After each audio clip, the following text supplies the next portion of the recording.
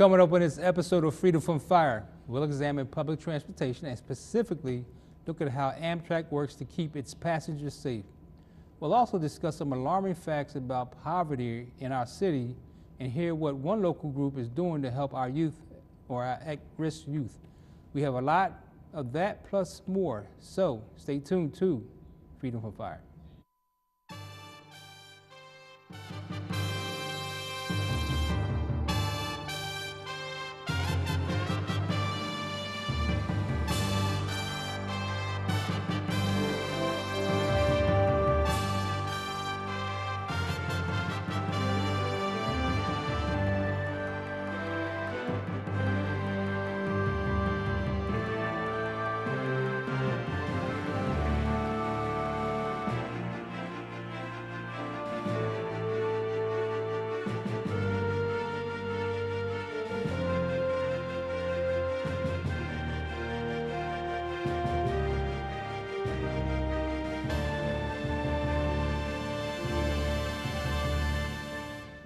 Hello, and welcome to another episode of Freedom from Fire. I'm your host, Fire Commissioner Derrick Sawyer.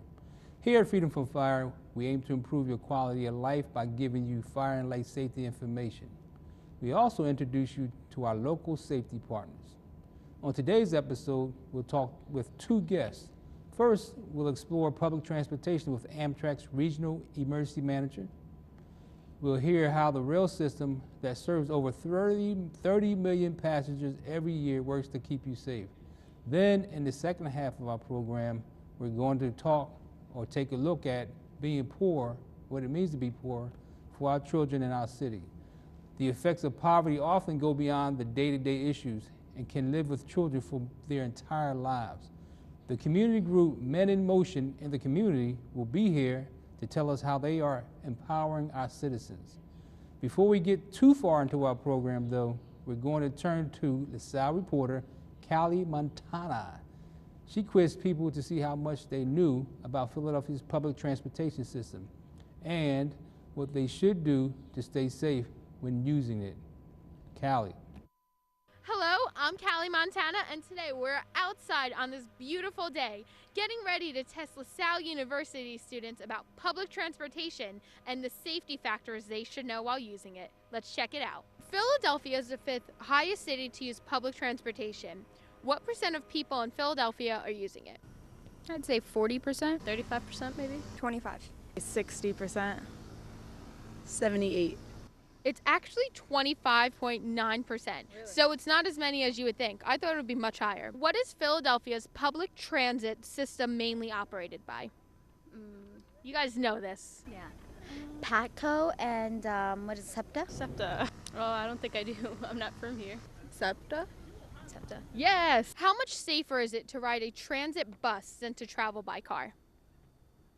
Probably not much safer. You think so? I think car is probably safer. Really? Yeah. What do you think? I think it's safer to ride the public transportation. 80 times? 60? I would assume it's safer, but I don't know. Probably only a little bit. It's actually 170 times safer to travel on a bus than to travel by car. True or false? Trips on public transportation result in 200,000 fewer deaths, injuries, and accidents than similar trips made by cars. True? True. True? Yes. Well, considering that you haven't been on public transportation, she knows a lot. Do you like Google facts of... Actually, yeah. Yep. Guess she's a SEPTA-like information crazy person. What are a few safety tips that you would tell a young child if they were about to ride the subway or the train? Wear your seatbelt, hang on, like hold on to the bar. Be observant of your surroundings and, you know, look at the maps, see where you're going first. Right. Do you have anything else to add?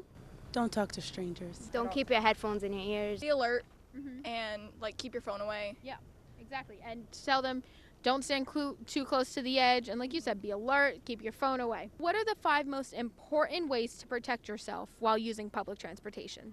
I'm gonna say again, like stay aware. Don't fall asleep. Yep. Because then you won't know. Always have a backup plan. Right. Watch people that you're suspicious of. Stay alert, keep your phone away. Carry like pepper spray or something that can be used for your protection.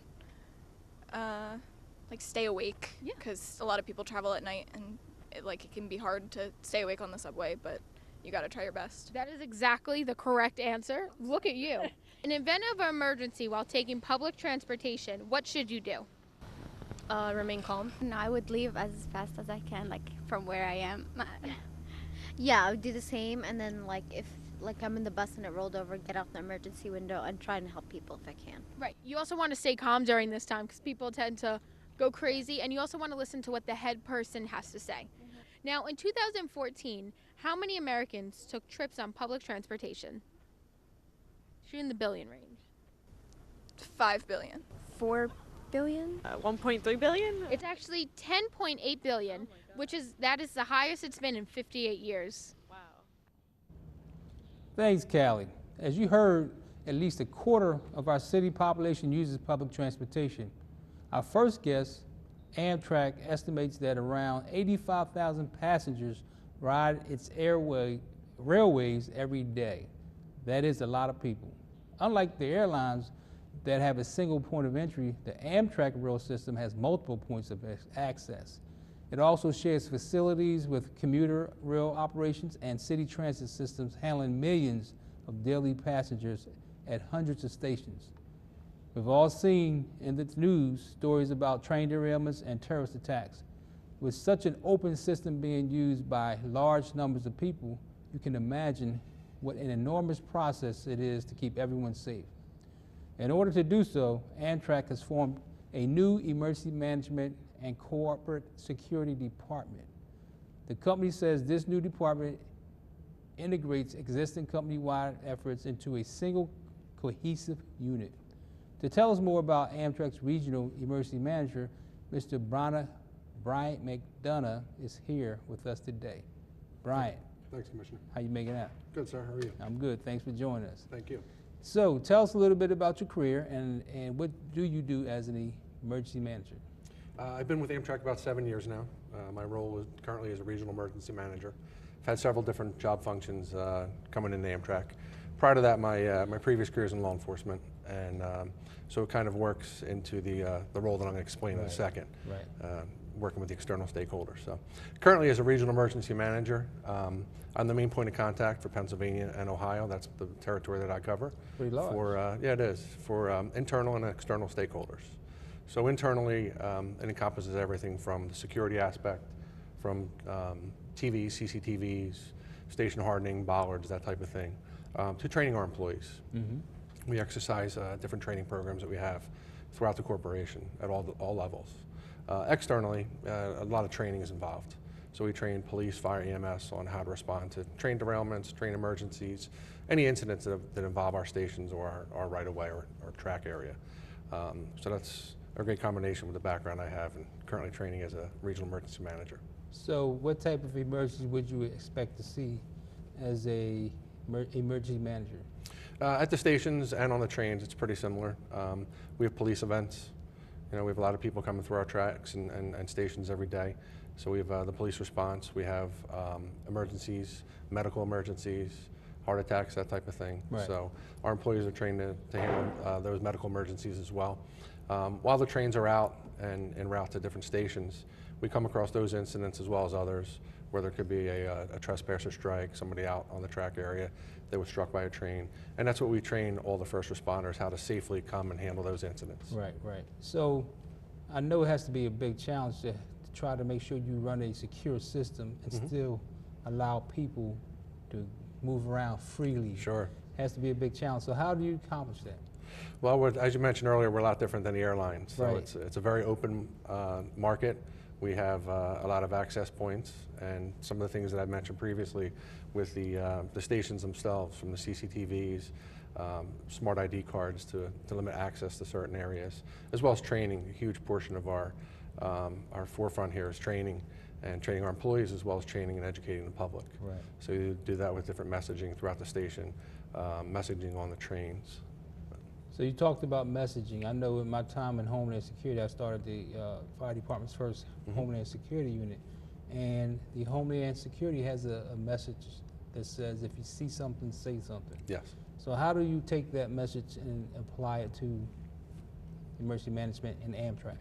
Well, we do a couple things with that. So we keep that messaging with our employees as well. We train we have 22,000 employees at Amtrak. Everybody has different types of training throughout the year. Most of it emphasizes on security and safety, and they're all trained on how to respond internally, whether it's a phone call, texting, something like that. As far as the general public, we kind of expand upon that process. So we have a text-to-tip service that would go into our Amtrak Police Department, to our National Communications Center here in Philadelphia. Any tips anywhere in the country would get texted and go to the police dispatchers there. Some other approaches that we deal with, as we mentioned earlier, with a wide open market.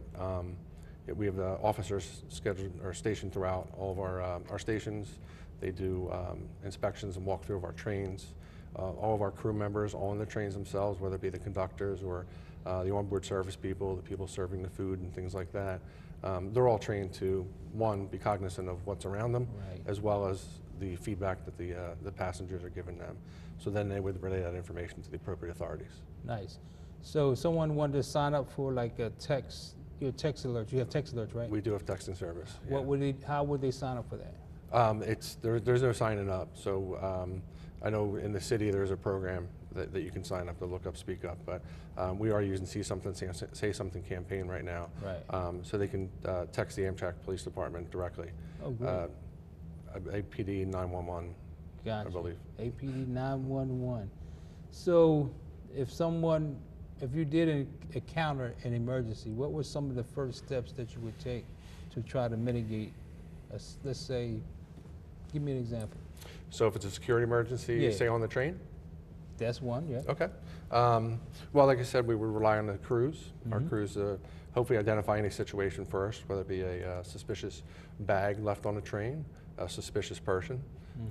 When they go through and they do their ticket checks, where they go and now everything's electronic, so they swipe phones now instead of punching tickets. But they're inspecting the area and the person and things like that, and looking for anything out of the ordinary. They would take it upon themselves to then forward that information either via radio or phone to the next responding agency. Amtrak Police does cover our entire system, but a lot of times we're relying on other outside agencies to be the first response. Right, right.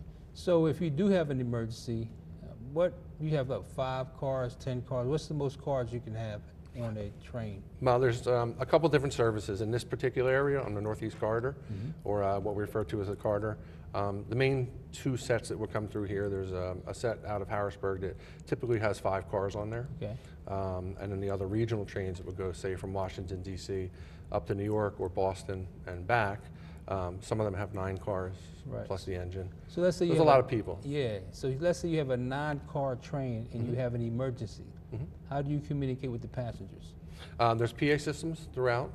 So anybody that's directly involved on the train, the means of communication for those emergencies would be by the public address system, as well as crew members going through the trains and telling people in person there. If it was something, a message that maybe we didn't want broadcast over the PA system, then they would individually go to that specific car and assist with, go person to person with that messaging. Nice. So if you do have an emergency and you get through it, because you're prepared, of course, you're the emergency manager and you're prepared, you get through the process, you have to find a way to kind of get the customers to feel comfortable to come back into the rail system, right? Sure. So what are some of the ways you can accomplish that? We tackle that by a multifaceted approach, I guess. If it's something where it's a natural disaster, a derailment, something like that, then the messaging would go out in multiple ways. So we use social media, we use announcements through the local media resources. We would put announcements out internally to our staff to give messages out to the public as well.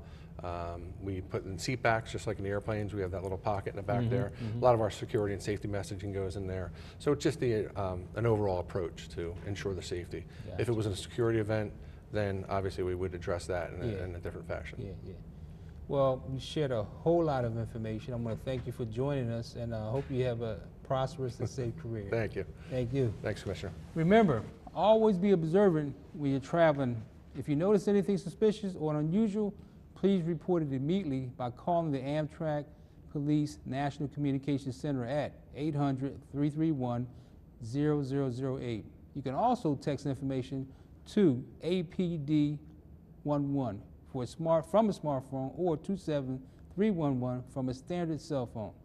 And as always, you can call 911 to report an emergency. We're going to take a short break, and when we return, we'll hear from a group who is working with the community to make our city's youth better prepared for life. But first, our student producer and EMT, Mike Brown, has some first aid information for you. Mike. Hi everyone, I'm Mike Brown for Freedom from Fire, and on today's medical tip, we're talking about choking. To help someone that's choking or appears to be choking by making the universal choking sign, first ask them if you can help them. To help them, position yourself behind them and take one hand and ball it into a fist. Place this in front of the victim, right below their belly button. Take your other hand and place that on top. Using a quick upwards thrusting motion, push against the person's stomach to help relieve them of the choking obstruction. This is known as the Heimlich maneuver. Continue this until either the object is removed or the person becomes unconscious. If they become unconscious, perform CPR if you know how to, and immediately dial 911. These tips on how to help someone who is choking can very well save a person's life. To learn more, think about taking a look into a first aid course and make sure you always have a good, well-stocked first aid kit at home.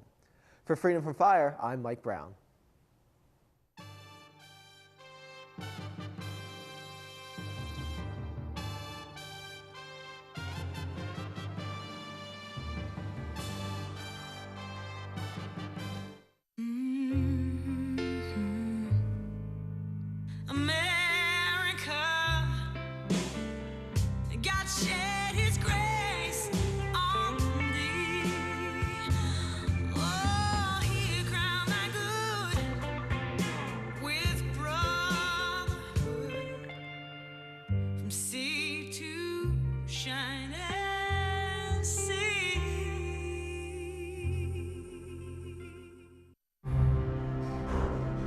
It's about putting others first.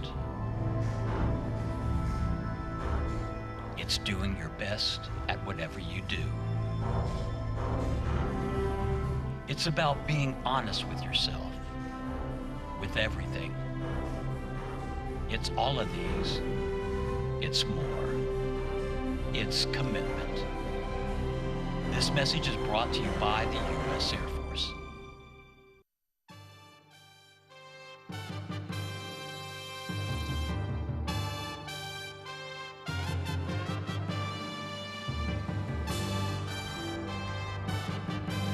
Welcome back to Freedom from Fire. I'm your host, Fire Commissioner Derrick Sawyer. For many people living in poverty every day, the cycle can be difficult to break. It's estimated that close to 40% of the children in Philadelphia live in poverty. Many of these children are at risk for being perpetrators of victims of a crime. It's been found that children living in deep poverty don't do as well in school and are less likely to be employed. Later in life, when compared to their more financially secure peers, it's also been reported that these children have a greater chance of developing severe depression and suicidal thoughts. Later in life, childhood poverty has consequences for our city as a whole. However, programs geared toward helping juveniles can have an impact. One such program that exists here in the city of brotherly love is MIMIC, Men in Motion in the Community. They are striving to end the cycle of violence and poverty in Philadelphia. Now joining us to provide details on MIMIC is Edwin Desamour. How you doing? Great, thanks Welcome for having me. Welcome to the show. Welcome to Freedom Fire. It's an honor to be here. MIMIC. So tell us what MIMIC is. MIMIC stands for Men in Motion in the Community. We wanted to bring a sense of men back into the community, being involved. And mimic at the same time, let's mimic something positive. Right. So how did the program start? The program started about 8 years ago. Just got together with a group of men saying, hey, we got too many of our youth and our kids following the wrong people and heading in the wrong direction. And let's get together and say, hey, let's mimic something positive and start reaching out to someone, because right now we have too many kids of color overrepresented in the system. Yeah. So what made you get involved? How did you kind of fall into this? I come from that neighborhood, came from the streets, made mistakes myself. Yeah. I followed in the wrong paths of the wrong people. And why, now that I have the opportunity to shut that door and open up a new one. And if I've been through it, I'm here to say, hey, if I did it, you could do it. Yeah, and it's a good way to give back to the community. So when you go out and meet with the youth, what are some of the first things you mention to them? Pretty much, when we go out to meet with the youth, a lot of times it's at a school setting, an auditorium, or in a classroom, and I'll ask a principal or a teacher, give me your worst. And I don't mean it in that way, but identify to me who's giving you the worst time. And we reach out to them, say we've been there, done that, and we're providing an opportunity for you to, let's get it together.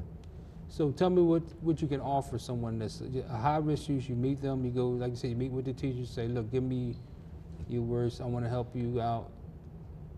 What do you have to offer them? One of the things we do is something called the Mimic Challenge. We ask the young folks to take that challenge. It's a 12 to 15-week curriculum, and it's basically life skills, social skills, self-esteem, critical thinking, think before you react. And also we supply that mentorship and also a hotline for them to reach out for that support.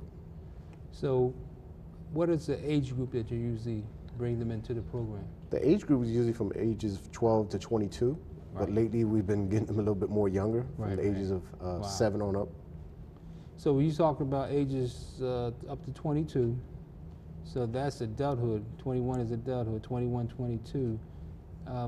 What type of programs do you have for the adults? So I don't think, well, you can. I don't know. Let me ask you this: can you use the same type of approach for a 12-year-old that you use for a 22-year-old? If not, what's the different types of programs you have for each age group?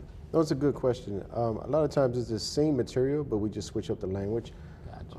We also do programs for adults over 24 re-entering the community. So sometimes those life skills, you just need to freshen up and get them back into the groove of things again.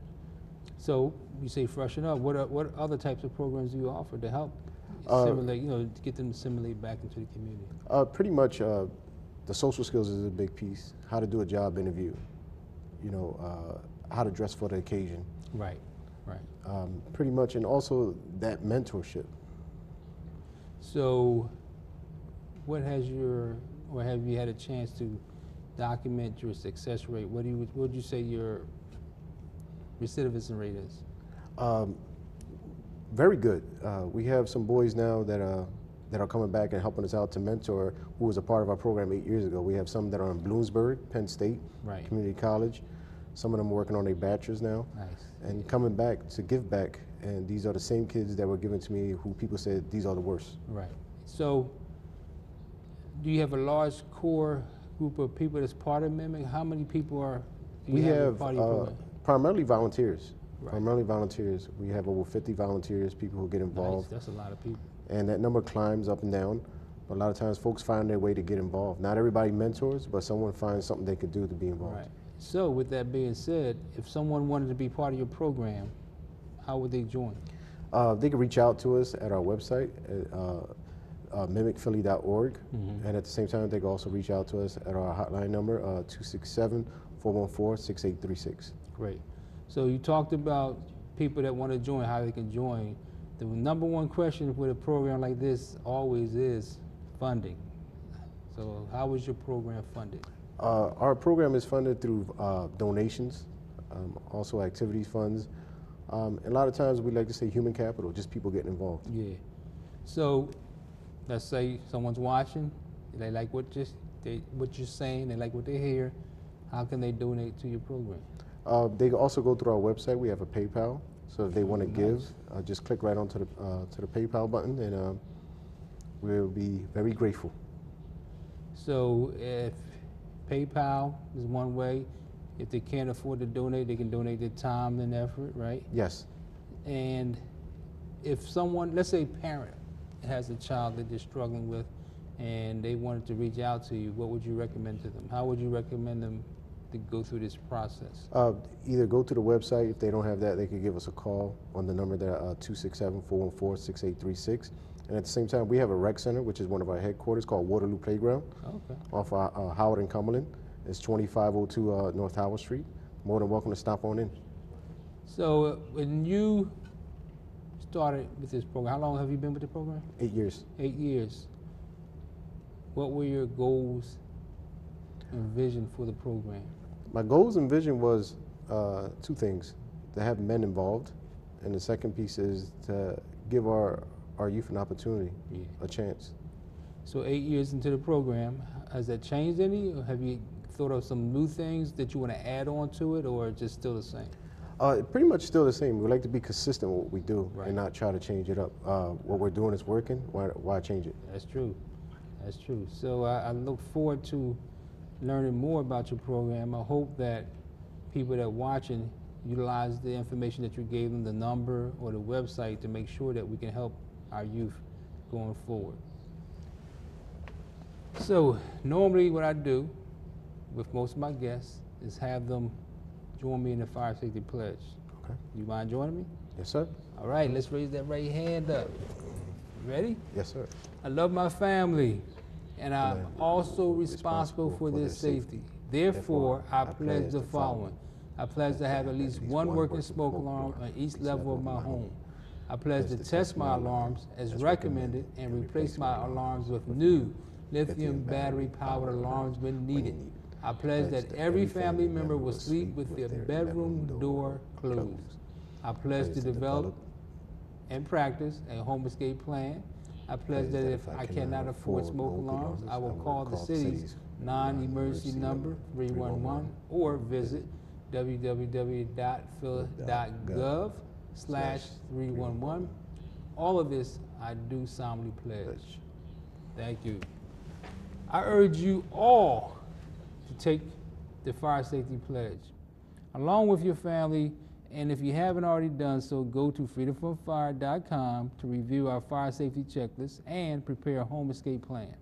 Remember, if you would like to find out more about LaSalle TV, you can check out our social media sites, and if you are interested in learning about the Philadelphia Fire Department, visit our Facebook, Twitter, and web pages. I would like to once again thank Amtrak's Brian McDonough and Mimic's Edwin Desamour for joining us today.